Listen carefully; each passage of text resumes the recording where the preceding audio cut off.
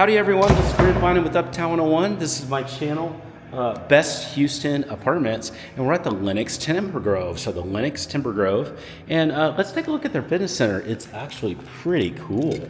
Wow, it's rather big. Let's start on the left. We've got more of a high intensity area over here. This is pretty cool. It's got like a turf.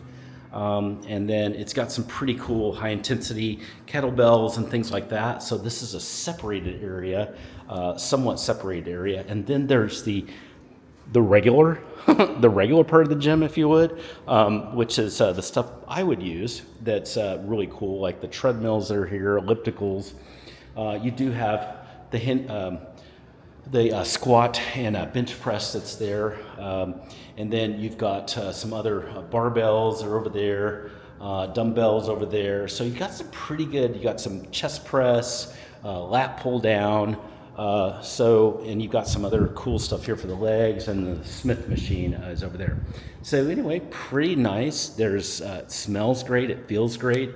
It's cool. And then I think you'd really, really love this space here. I would call it an A gym. Maybe an A minus. A minus, big and really fun. If you have questions anytime about anything you're seeing here, send me a text. Just use the number below.